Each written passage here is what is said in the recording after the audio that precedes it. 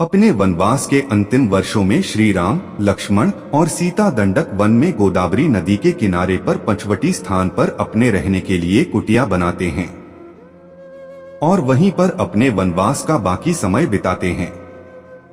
नमस्कार दोस्तों, वीडियो अच्छी लगे तो वीडियो को लाइक और चैनल को सब्सक्राइब जरूर करें।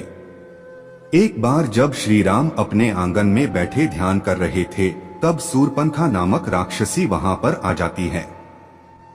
शूर्पणखा वास्तव में लंकापति रावण की बहन थी।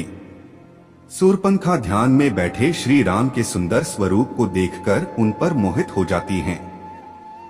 वह एक सुंदर रूपवती नारी का रूप धारण करके श्री राम के पास पहुंचकर उनसे विवाह का प्रस्ताव रखती है।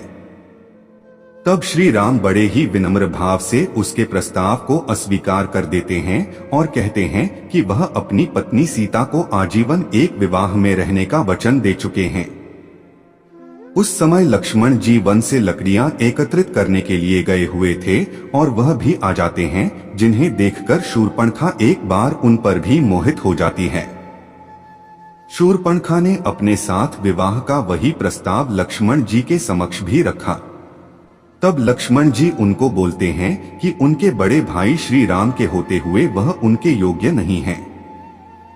जब श्री राम और लक्ष्मण दोनों शूर्पणखा के विवाह प्रस्ताव को इनकार कर देते हैं तो शूर्पणखा को क्रोध आ जाता है और तभी देवी सीता भी कुटिया के अंदर से बाहर निकलकर आती हैं। सीता को देखकर शूर्पणखा श्री राम को कहती है कि तुम इस औरत के कारण ही मुझे नकार रहे हो, इसलिए मैं तुम्हारी पत्नी को ही खा जाती हूँ। यह कहकर क्रोध में शूर्पणखा माता सीता की तरफ बढ़ती है। तभी श्री राम लक्ष्मण को आज्ञा देते हैं और लक्ष्मण जी अपनी तलवार निकालकर शूर्पणखा की नाक पर वार करते हैं। लक्ष्मण जी के तलवार के वार से शूर्पणखा की नाक कट जाती है और वह रोते हुए वहां से चली जाती है। अपने कटी हुई नाक को लेकर शूर्पणखा अपने भाई और दंडक वन के उस समय के असुर राजा खर के पास पहुंचती है। अपने भाई खर और दूषण के पास पहुंचकर शूर्पणखा न्याय की दुहाई देते हुए रोने लगती है। अपनी बहन को रोता हुआ देखकर राजा कर पूछते हैं कि उसकी यह दशा किसने की है। तब शूर्पणखा रोते हुए खर को बताती है कि श्री राम और लक्ष्मण नाम के दो युवक गोदावरी नदी के किनारे अपनी कुटिया बनाकर वहां पर रहने आए हैं। उन्होंने मुझे अकेली पाकर मेरा अपमान करने की कोशिश की, इसलिए आप वहां जाकर उन दोनों से मेरे अपमान का बदला लीजिए। उनके साथ एक सुंदर नारी भी है जो कि राम की पत्नी है। अपने बहन के अपमान का बदला लेने के लिए खर और दूषण अपने 14 राक्षसों को एक साथ भेज देते हैं और कहते हैं कि जाओ और पंचवटी में बनी हुई कुटिया का तिनका तिनका बिखेर डालो और उजाड़ दो।